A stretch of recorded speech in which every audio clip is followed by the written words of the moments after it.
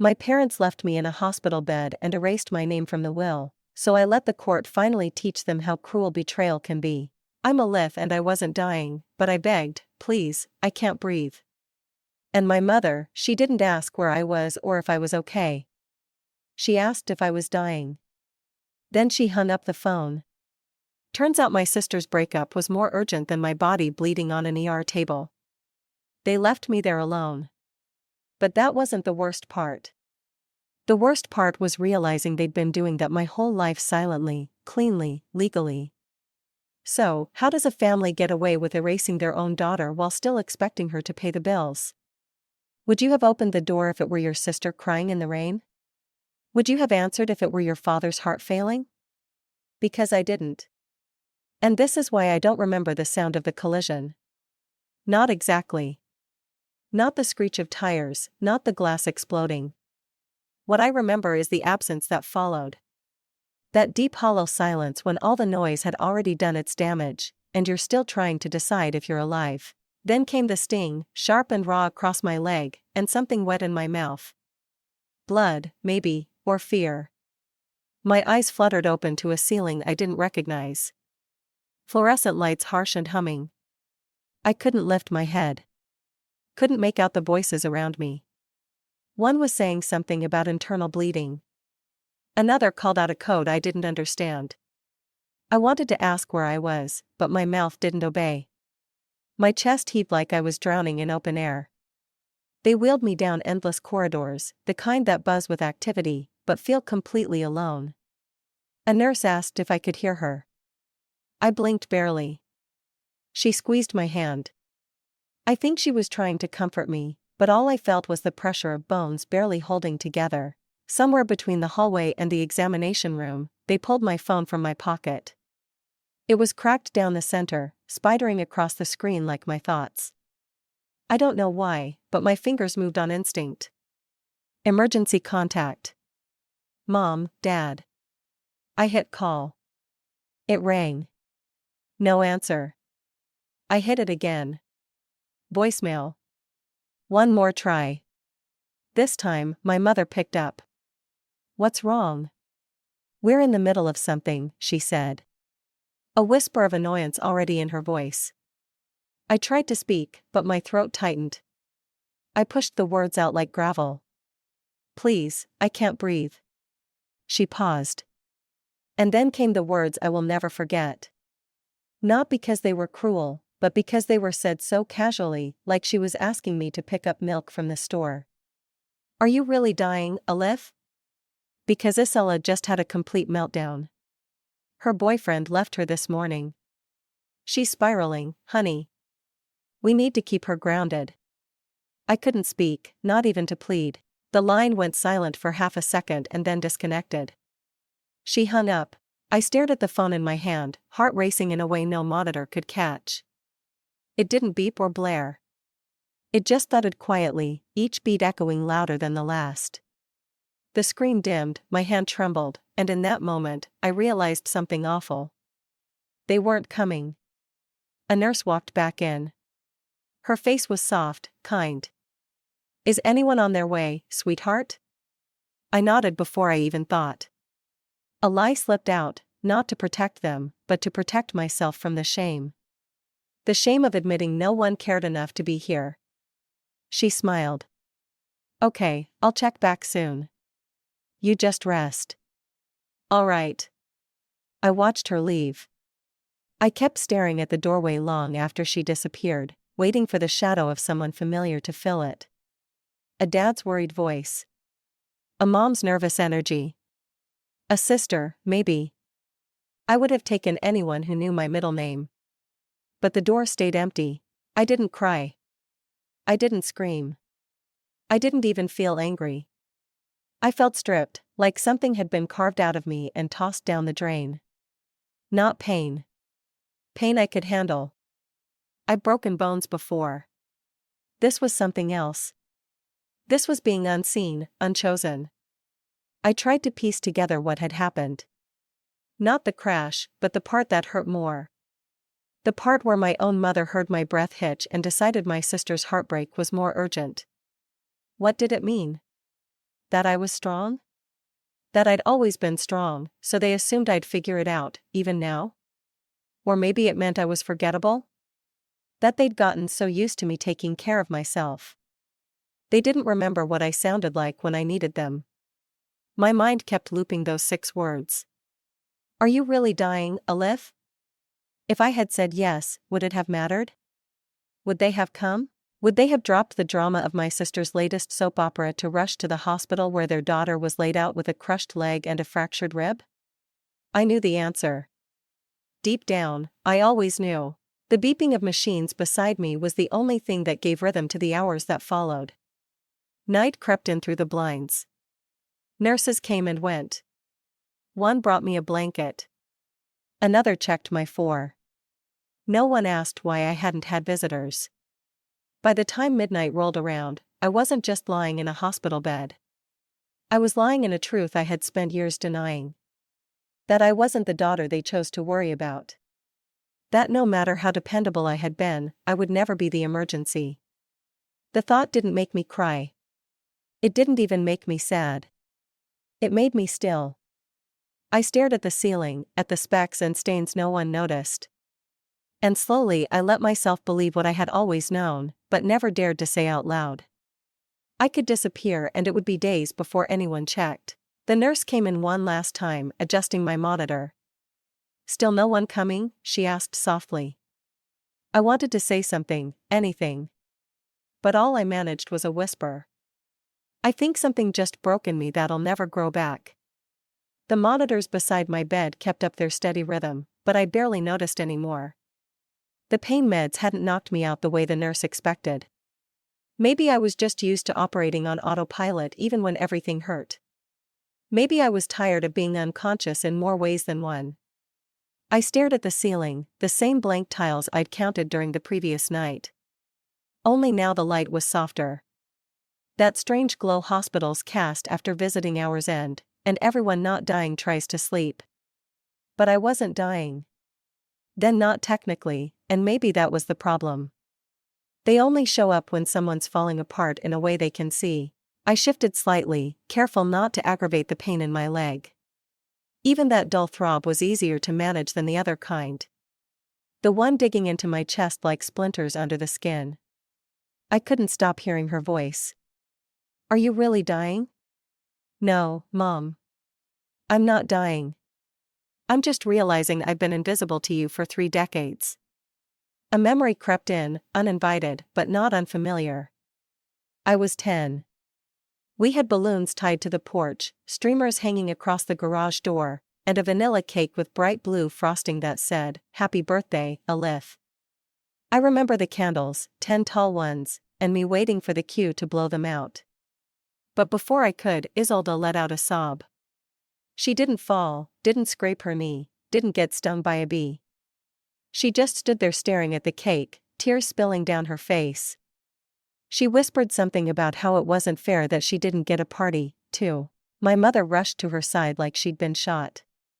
It's okay, baby, she cooed. It's just a party. We'll do something special for you next weekend.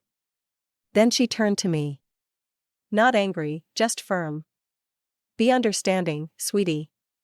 She's more sensitive. She doesn't handle things like you do. The party was over within 15 minutes. No candles blown, no gifts opened. They boxed up the cake and gave me the just be flexible look. I was 10. What was I going to do? Throw a tantrum.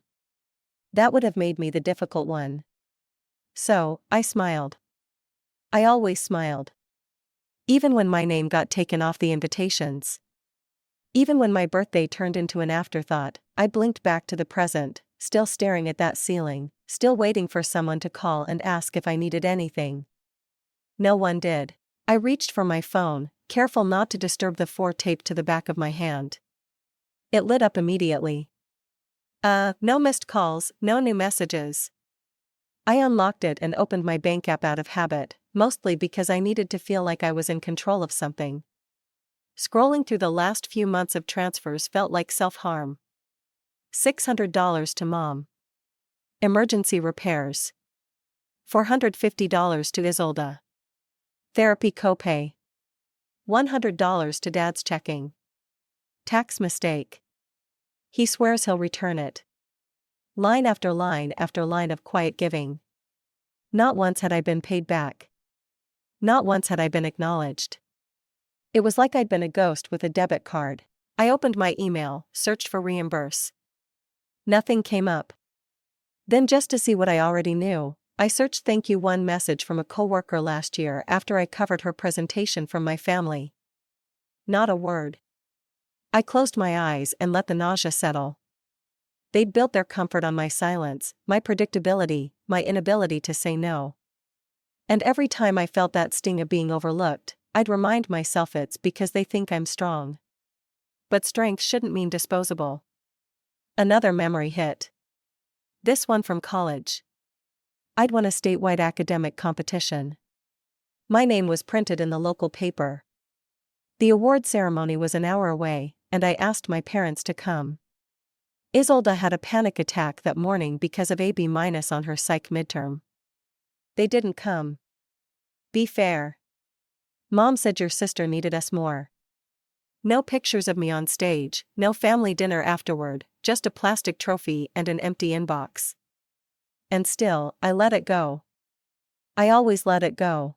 Another notification pulled me back. Instagram. Isolde had posted photos from her new art exhibit. I knew the gallery. I paid the booking fee quietly anonymously because she said she'd have a meltdown if the venue rejected her again. Underneath the photo, our mother had commented, "Proud of my girl who built this from the ground up." No tag, no mention, not even a nod. I scrolled through the comments. "You're amazing. How do you do it all? She's got such resilience." And Isolde, ever the poetic fraud, replied, "Just pushing through. It's been such a hard year, but I made it." I should have been angry, furious, ready to storm the comment section, but instead I set the phone down and stared at the ceiling again. What good would it do? They'd just tell me I was jealous that I was making a scene. No one ever likes the sibling who points out the favoritism, even when it's burning through the walls like wildfire. I exhaled slowly, pain blooming again near my ribs. The morphine drip beeped softly, trying to do its job. But the thing is, no medication touches this kind of ache. I wasn't dying, but I was done.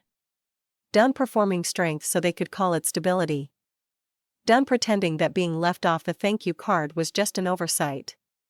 Done sending money so they could call it love. I looked around the room. It was quiet, dim. My reflection in the monitor screen didn't even look like me anymore.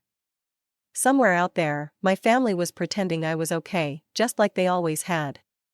Pretending I didn't mind, that I didn't feel the sting when they overlooked me. That I didn't notice how Isolde's breakdowns earned sympathy. And mine earned silence. And they do it again tomorrow and next month and next year. Unless I changed something. Unless I disappeared. Not literally, not dramatically, just emotionally, legally, financially, completely. If they don't see me after everything I've done, I whispered more to the ceiling than to myself. Maybe I need to disappear for real. I didn't sleep after hitting send on the email to Delora. I just lay there, my body still pinned to the mattress by pain and medication, but my mind wide awake, sharper than it had been in weeks. The hospital room was quiet, except for the occasional shuffle of nurses down the hallway and the low hum of machines beside my bed. At some point, the air conditioner kicked on, blowing cool air into the already chilled space. Goosebumps prickled along my arms, but I didn't reach for the blanket. I needed the discomfort to match what was twisting inside. I turned my phone screen on again, even though I knew nothing new would be there. No messages, no missed calls. But the silence gave me permission to go looking elsewhere in places I had purposely avoided until now. I opened my email and searched for a folder I hadn't touched in years. Inside it were a handful of documents Dad had sent me when I was in grad school. Financial agreements, a copy of the old will. I clicked open the PDF with the heading NAND Property Distribution Initial Draft. Page 3, my name was there, clear as day. Co-heir to the house in Lake Oswego, equal shares with Isolde. I remembered him saying, just in case something ever happens, you girls will each have a piece of something solid. It felt fair once upon a time back when I still believed I was part of their long-term picture. Then I remembered the shared Google Drive I'd stumbled into weeks earlier while trying to help Isolde apply for another grant. There had been a document tucked into the family archive folder. I hadn't thought much of it at the time, but now I reopened the drive, scrolled past the family vacation photos, and scanned tax returns and found the file. Finalized Nand Estate 2022 PDF. My name wasn't on it, not even in the footnotes. I stared at the screen, my heart pacing. It didn't thud with surprise, more like a slow, bitter throb of confirmation. I was no longer part of their legacy, not even on paper. What made it worse was knowing the change had been made months ago. No conversation, no courtesy, just deleted quietly, like I died without them noticing. I could almost hear the excuse before it was spoken. Honey, you already have your own place. You're stable. Isolde needs the security more than you. They always framed it like compassion, like choosing her wasn't really not choosing me. It was just being pragmatic, empathetic, balanced. Except that was a lie dressed in warm tones. It was preference repackaged and justified. A buzz from my phone broke the trance. A notification from Facebook. I opened it, more out of habit than interest. There she was. My sister, smiling at her laptop, holding a coffee mug, captioned, pushing through even the hard days. Submitted my first full grant proposal on my own today. Grateful for the strength to keep going. And beneath it, Dara's comment, so proud of Isolde. She's come such a long way. Nobody fights harder. I blinked, not because it surprised me, but because it didn't. That proposal. I wrote it every line, every paragraph. I edited her typos, reworked the budget table, formatted the citations. She had texted me in a panic at 10 p.m. the night before the deadline, saying she couldn't think straight and needed me to just look it over. She'd cried, said she couldn't afford to mess it up, that she'd spiral again. And like always, I stepped in and fixed it. And now she was posing like a self-made success. And Mom was beaming like she'd raised a warrior. My name, of course, was nowhere in the story. My phone slipped from my fingers and hit the blanket with a soft thud. That was the moment it all became undeniable. This wasn't about one Facebook post or a line in a will. It was about a lifetime of being written out of the narrative while simultaneously being written into every bill, every bailout, every behind-the-scenes cleanup. I was the ghost who held their lives together. The only time my name appeared in family threads or messages was at the end of a sentence that began with, "Can you help us out just this once?" There was always a reason. A job loss, a therapist's invoice, a flat tire, a rent hike, a crisis. And me, I never had a crisis big enough to compete. I just handled things quietly, consistently, invisibly. I opened my contacts, scrolled Mom, Dad, Isolde. Not one message in the last 48 hours. Not one, "Are you okay?" Not one, "We're sorry." I hovered my thumb over each name, tempted to delete them. But something in me paused, not because I wanted to keep the connection, but because I wanted a record of its absence. Instead, I clicked into my father's contact and edited his name. From dad to donor, not dad. It felt petty, but also weirdly empowering. I wasn't trying to punish him. I just needed the truth labeled properly for once. Another wave of exhaustion rolled through me. Not from pain, but from clarity. I wasn't the daughter they loved differently. I was the placeholder. The one who filled the gaps when the other one cracked. I reached for my phone again and opened a new email to Delora Kane. Subject, need to talk. Body. Hi, Delora. I hope you're well. I'm in the hospital right now, but I've come across some things I think we need to discuss urgently. I hovered over the send button, then tapped it without flinching. It wasn't about revenge. It was about self-respect. And for the first time in my life, I was going to make them look me in the eye, or at least into a courtroom. I stood inside my bedroom for a full minute after locking the door. My hand was still wrapped around the knob. But I didn't move. I just let the weight of it all settle in my shoulders, in my back, in that part of me that always stood up straighter than it needed to just to keep peace. I wasn't doing that anymore. The next morning, I woke to the sound of my phone buzzing relentlessly on the nightstand. Dozens of texts, family thread, mom's number, a few from Isolde, even Thorn, which was rare enough to make me pause. I didn't need to open them to know what they were about. Sunday, the family brunch. They were still planning to host it here in my apartment. As if the past 2 weeks hadn't happened. As if I hadn't been in a hospital bed begging for breath while they comforted my sister over a breakup. As if the lawsuit I'd hinted at in my email to Delora hadn't even landed in their inbox. The first message I actually opened read, "Still okay to do Sunday. Everything's in motion. Food is confirmed. Mom said we're using your kitchen like last time." Then another, "Don't forget to confirm the food delivery. They need a credit card on file." Not one. "How are you feeling?" Not even a "glad you're home safe." I didn't reply. I got up, pulled on a soft sweater, and sat on the edge of my couch, staring at the stack of mail I'd been ignoring. Most of it was junk. A few hospital bills I didn't have the energy to open yet. My legs still throbbed when I stood too long, but I'd been managing. It was what I did best. That Sunday came quicker than I wanted it to. By noon, the apartment was filled with the familiar hum of voices and the clinking of ceramic dishes. The catering company had arrived without a hitch. No thanks to me. Isolde must have coordinated it. People floated in and out of the living room, balancing champagne flutes and small talk. Laughter bubbled from the kitchen. I watched it all from the hallway, leaning slightly against the doorframe, bracing my body, but also my nerves. The invitation had said hosted by the Neens, which was technically true, except it was my lease on the wall, my name on the utility bills, my Wi-Fi keeping their social media scrolling. No one seemed to notice. A couple from Mom's church came up and said, "Vera, this is such a lovely place. You've really made it your own." She smiled sweetly, resting a hand on her blouse like she'd picked the throw pillows herself. She didn't correct them. I cleared my throat loud enough.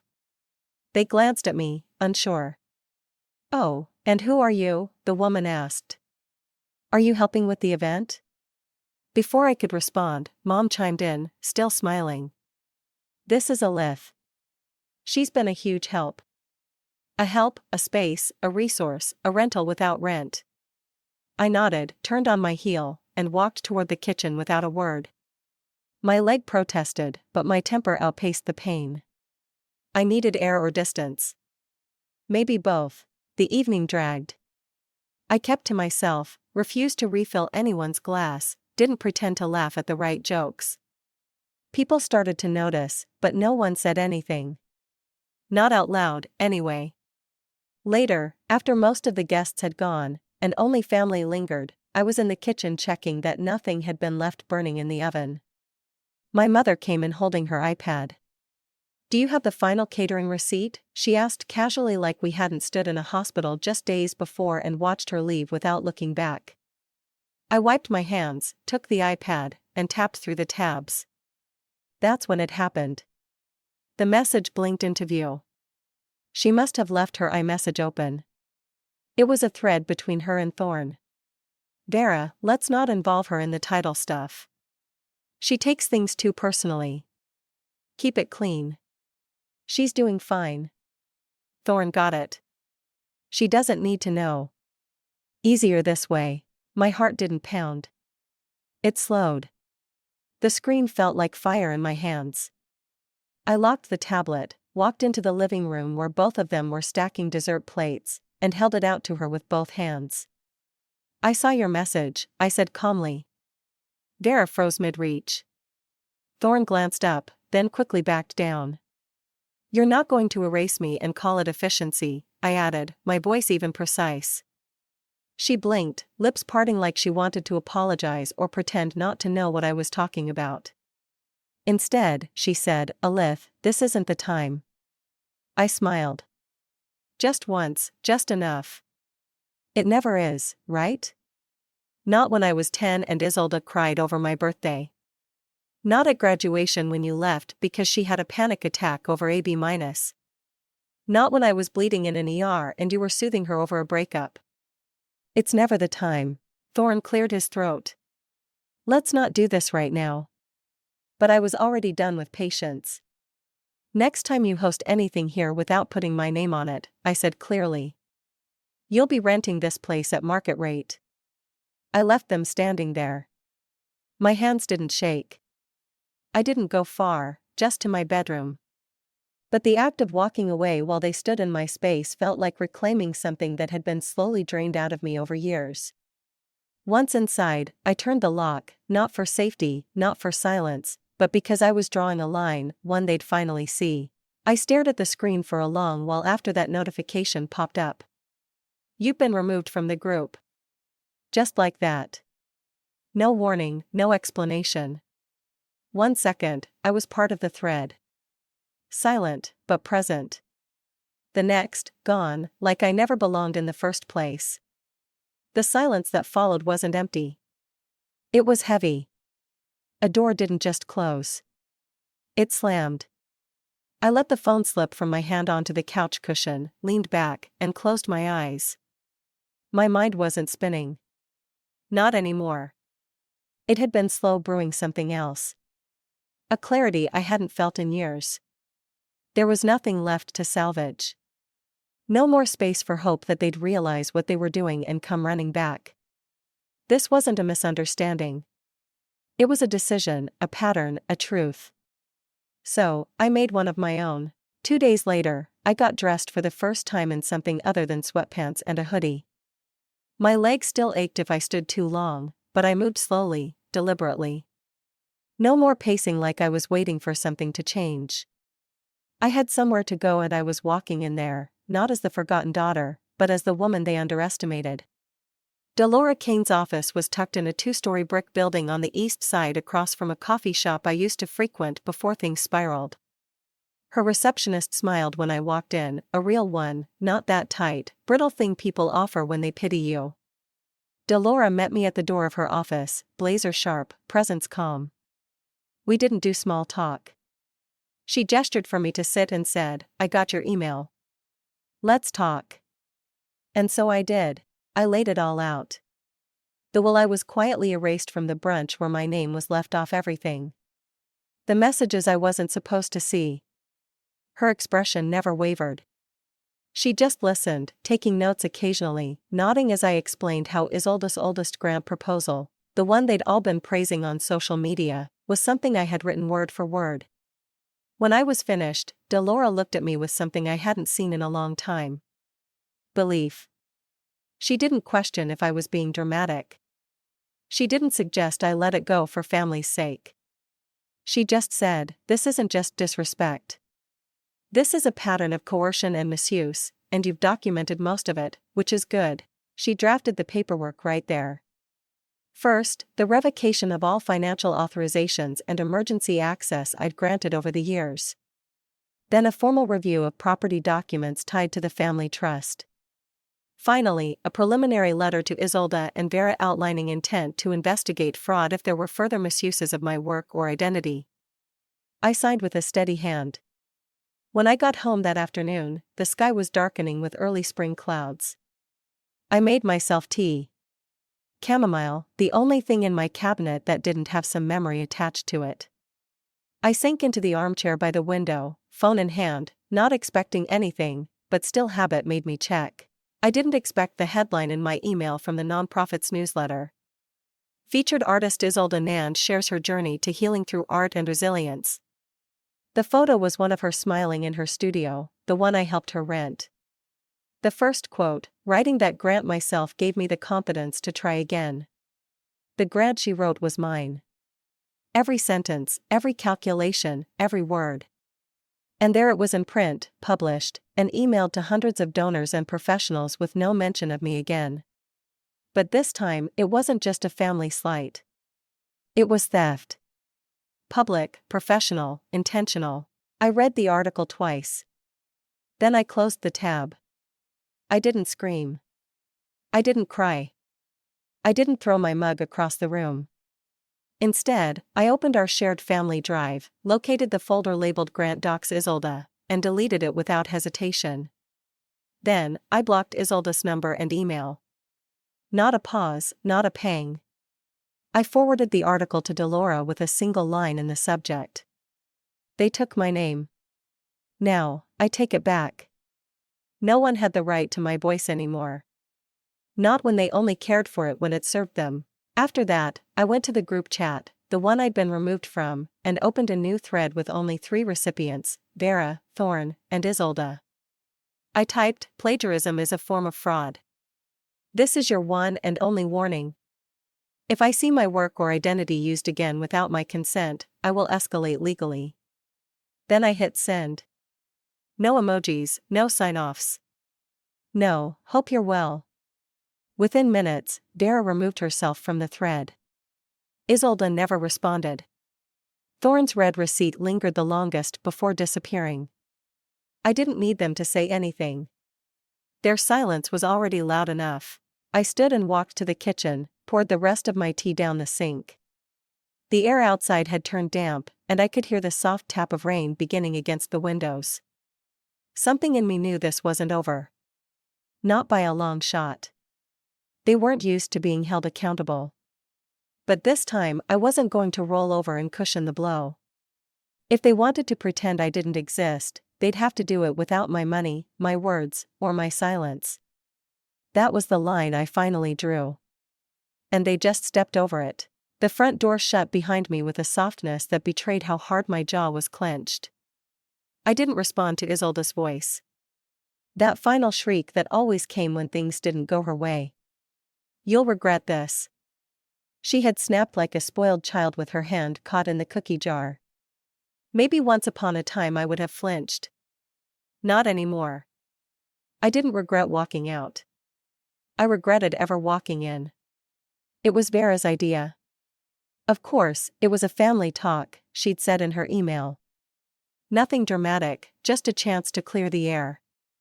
That's how she put it. As if the air hadn't been thick with avoidance for years. As if the real drama hadn't already played out the night they chose silence over my safety. Still, I showed up because I needed to. Not for closure, not for peace, but because if they were going to sit me down and play pretend, I was going to make sure they heard me for the first time in their lives, even if I had to blast the truth through the stained glass windows of their comfortable little lies. The house looked exactly the same. White shutters, trimmed hedges, the scent of citrus-scented furniture polish hit me the moment I stepped inside. My mother's way of disinfecting discomfort. And there they were, seated in a tidy circle in the living room like a church counseling group. Vera with her peppermint tea. Thorn with his ever-present newspaper folded neatly in his lap. Isolda legs crossed tightly sipping from a mug she hadn't earned.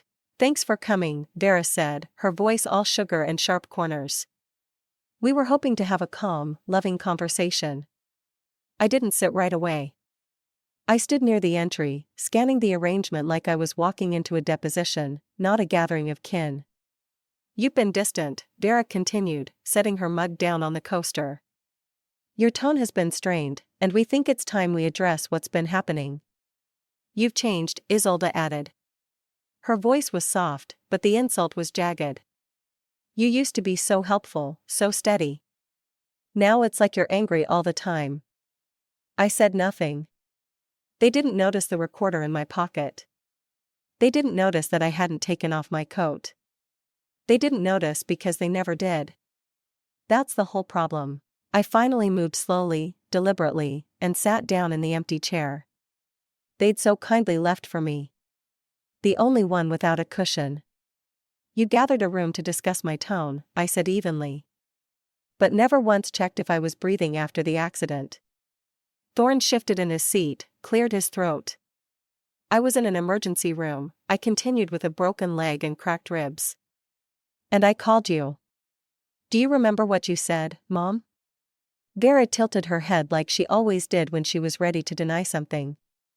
I pulled my phone from my coat pocket and tapped a button.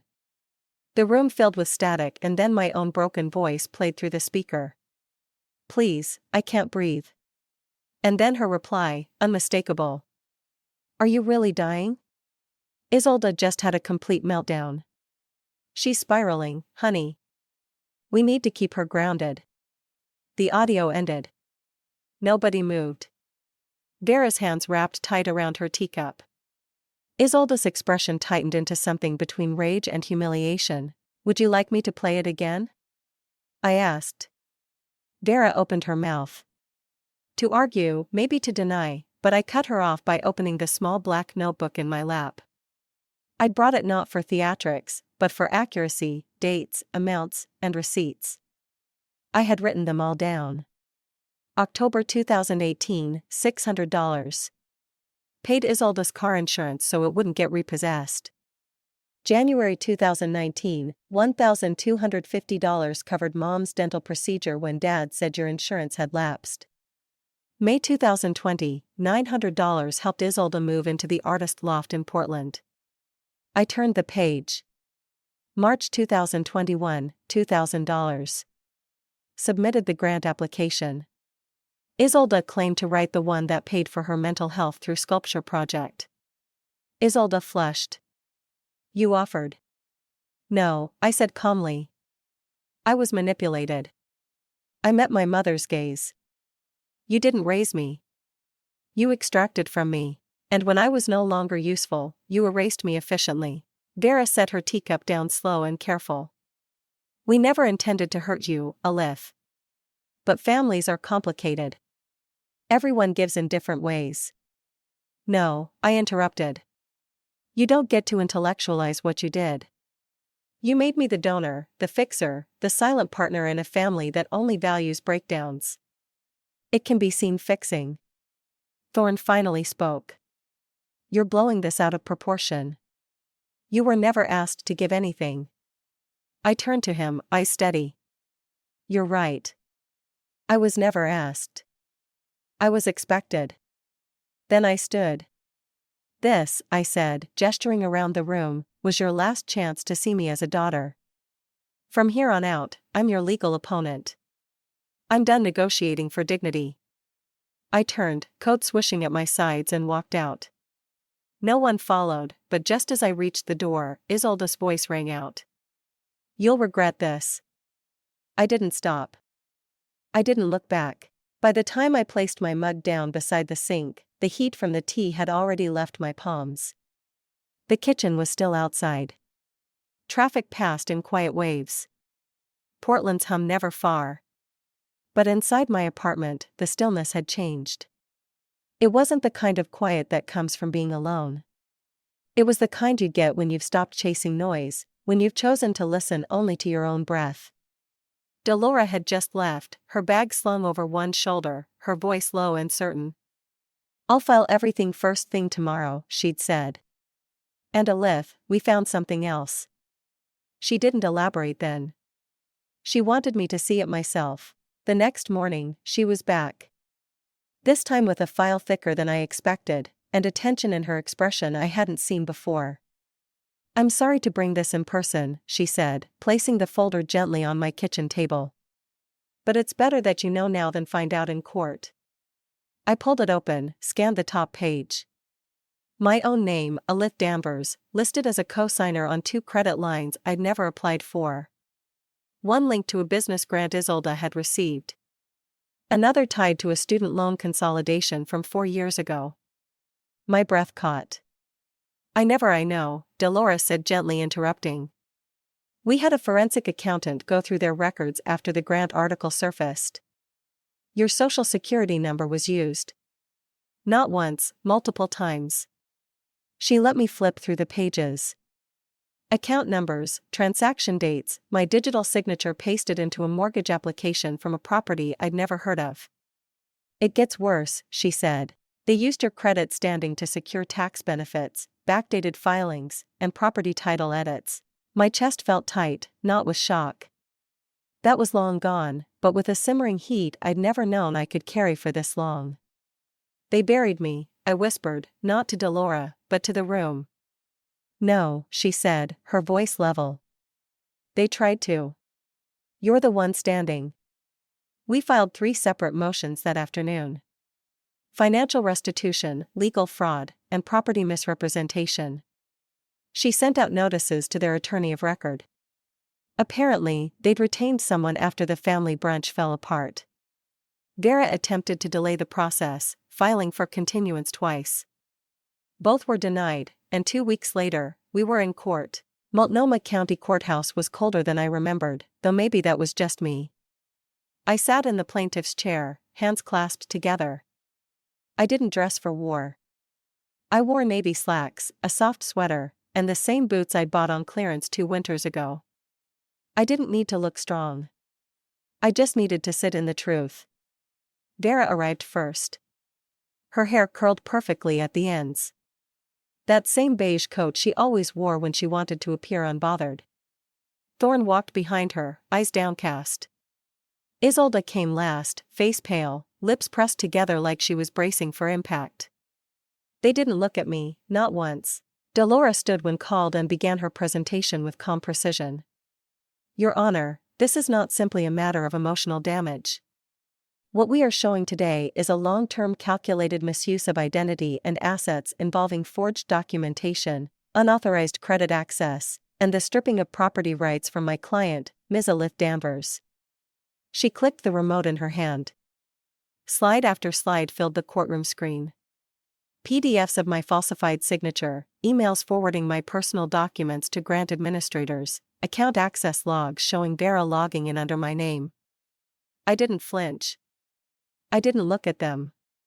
I looked straight ahead at the judge and then at the screen like I was watching someone else's story unfold. A woman I pitied.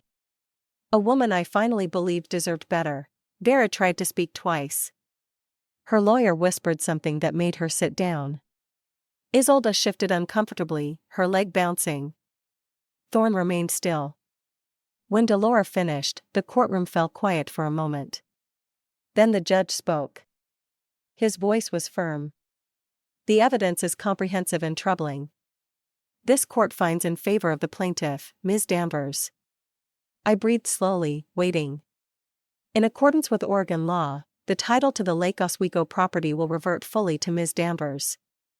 The defendants will have 30 days to vacate. A civil fine of $85,000 is imposed for damages, legal fees, and restitution. A restraining order will also be issued prohibiting any future use of Ms. Danvers' identity in legal, public, or financial records. Vera gasped softly. Isolde whispered something I didn't catch. Thorne finally lifted his gaze, but not to me. He stared at the judge as if shocked. The world would no longer bend to him. The gavel struck once. Court adjourned. I stood slowly, knees tight, but steady. I didn't look back at the people I used to call my family. They weren't mine anymore. Outside the courthouse, the sky had turned the soft gray of late afternoon. The news hit social media before we even reached the parking garage. An anonymous source, not me, but someone in that courtroom leaked the full records. By the time I got home, a local news headline was already circulating online. Respected family found liable for fraud against their own daughter. I didn't correct it. I didn't repost it either. I simply made tea, sat by the window, and let the quiet come. Delora called that evening. It's not over for them, she said. They'll push back. Maybe not legally, but in other ways. You ready? I sipped from the mug, the chamomile warming my chest. Let them implode. They built this mess on lies. I just stopped cleaning up after them. She laughed softly. You're not the woman who walked into my office 6 weeks ago. No, I agreed. I'm the one they thought would never fight back. And now they'd have to learn what it meant to lose the person they always assumed would stay silent, even as the words left my mouth. Now we wait for them to implode. I didn't mean them with venom. I meant them like a prediction, a forecast, not a curse. Because when people like Vera and Thorne lose control, they don't burn quietly. They unravel publicly, destructively, and messily. All I had to do was sit still. A week passed after the verdict, long enough for the story to circulate. I heard from a former colleague, a grad committee member, and an old friend from undergrad, all reaching out in ways that felt less like gossip and more like quiet recognition. Not one of them asked for details. They just said some version of, "I always wondered if something was off." It rained the day the knock came. The kind of Portland rain that wasn't dramatic, just insistent, tapping against the windows like a steady reminder that time was passing.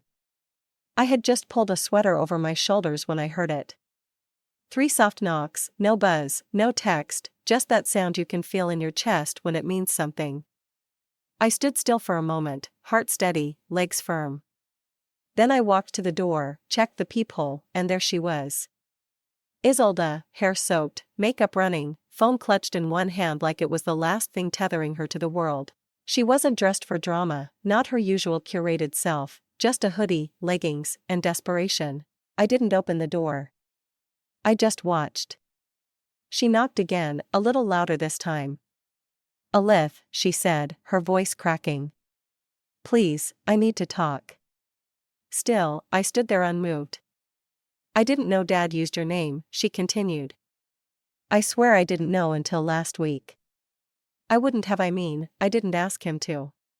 Her voice broke, and for a moment, I closed my eyes. Not from pain, from the kind of mental exhaustion that sets in when you've heard this kind of plea before. Not exactly the same words, but the same pattern. Excuse wrapped in apology. Guilt smothered in blame. "I just needed help," she went on. "You've always had everything figured out. You don't spiral like I do. It's easier for you, right?" I didn't laugh, but I did smile. Not out of humor, but out of clarity. Inside, I could feel the ghost of myself who used to melt at that tone. The version of me that would have opened the door and said, "It's okay. I get it." The girl who believed keeping the peace was love, that version had been buried under paperwork, court records, and the quiet power of being believed. I turned away from the door. I made tea. The rain hadn't let up, and I didn't check again. I didn't need to. I knew she was still out there. An hour later, the phone rang. I let it go to voicemail. Then I saw the name flash on the screen. Ewan. I paused. We hadn't spoken since he left. Since he said he wasn't ready for someone so self-sufficient, since he called me resilient like it was a curse word. I answered. His voice was hesitant. I saw the article. Of course he had. I guess he started then tried again. I guess I always knew you deserved better. But I never knew you were bleeding that long. I didn't say anything right away. Then I replied calmly. Yeah, I was. He was quiet for a beat. I'm sorry. I'm not, I said. We hung up without saying goodbye. And for once that felt right. The rain thickened. The clock ticked past 8. I moved from the kitchen back to the couch, sat with my tea, and listened not to the world outside, but to the sound of someone sitting on the floor outside my door, the occasional sniffle, the tap of a phone against skin. Then her voice, small. Please don't make me go back there. I stared into my mug. The tea had gone lukewarm, but I didn't care. She could have come clean 100 times. She could have said something, anything, before I needed lawyers, but she didn't. And now that the mask had fallen and there was no audience left, she wanted grace. Grace I used to hand out like party favors. But tonight, I didn't open the door. I didn't even stand. Instead, I reached for my phone, opened a new message, and typed, I needed you once. You hung up. Now you need me. I stayed quiet. That's the difference between us. I stared at the words. Then I hit delete.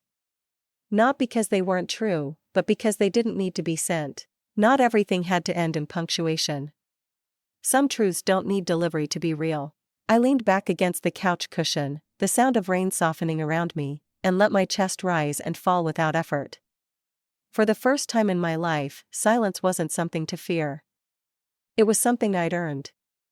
The sky outside my apartment was a dull shade of gray, the kind that made even early spring feel like a tired sigh. I had just put away the last of the clean dishes when I noticed the envelope on the floor slipped through the door mail slot, its edges slightly damp from the morning drizzle. There was no return address, no typed label, just my name, handwritten in delicate cursive that instantly sent me back 20 years. Meryl Quinn, my 5th grade teacher. I sat down on the couch, legs crossed, careful with my knee, and opened the letter. Alith, you were quiet, too quiet. And back then, I thought that meant you were okay. I was wrong. I see that now. I saw the news, not the details, just the headlines. It made me think of you, and I needed you to hear this. You mattered. Even then, I just didn't know how to show it, with regret and warmth. Meryl Quinn. The paper trembled slightly in my hand, not because I was overwhelmed, but because part of me had given up on ever hearing that kind of acknowledgement from anyone who knew me back then. Not a family member, not a teacher, not even a neighbor. I folded the letter and placed it back into the envelope with more care than it probably deserved. Not because it undid anything, but because it was the first apology I hadn't had to ask for. Later that afternoon, I walked 3 blocks down to the edge of my old neighborhood. There was a new mural painted across the elementary school's brick wall, now filled with birds and stars and words like belonging and growth. I stood across the street from the school gate, hands in my pockets, and stared for a few long minutes. I didn't cross, didn't need to. The library was still where it always had been, the second room on the left from the entrance.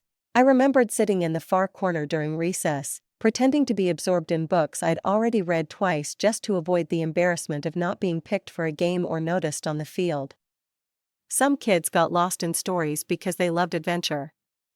I did it because the silence in fiction felt kinder than the silence of being ignored. By early evening, I was back in my apartment slicing lemons in the kitchen as rice simmered on the stove. I was expecting a few people, not a party, just a quiet dinner. The kind of gathering you host, not out of obligation, but because you genuinely want to break bread with people who have, in their own quiet ways, stood beside you when you didn't even know you were falling. Delora arrived first, punctual as always. She brought a bottle of wine and a pie from a bakery she swore by. Then came Nate from my office, the only one who visited me in the hospital and didn't once ask for an update on the project we'd been working on. Mrs. Carver from across the hall knocked gently. I made my famous deviled eggs, she said with a wink. Hope they still count as famous after all these years. And then, to my surprise, Meryl. She stood at the threshold for a second longer than necessary, her coat still damp, hair grayer than I remembered. Is this okay? She asked quietly. It is, I said, and stepped aside to let her in. We ate around the small dining table I'd inherited from a Craigslist stranger. The plates didn't match. The napkins were paper, but the warmth, that was real. That was mine. No speeches, no toasts, just stories, a few laughs, and the soft comfort of unforced company. At one point, someone said, "You look lighter." And I smiled. Not politely, not for show, but with the ease of someone no longer trying to earn her place at the table. I finally stopped waiting to be seen, I said simply.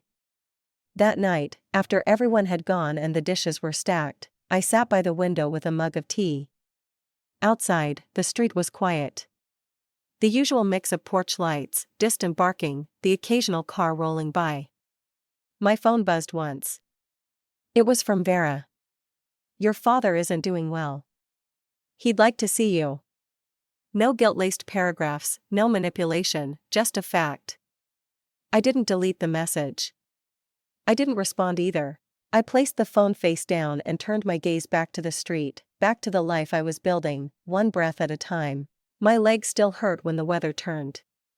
A reminder of the crash, of what was broken and pieced back together. But the ache in my chest, that was different now. It was duller, less urgent. The wound was there, yes, but it wasn't leaking anymore. It wasn't consuming me. Forgiveness isn't something you owe. And peace doesn't require permission. I took a deep breath, not for dramatic effect, but because I could. I wasn't healed. But I was whole, and that was enough. Some wounds don't bleed, they echo. And sometimes the most powerful act of love is choosing yourself when no one else will.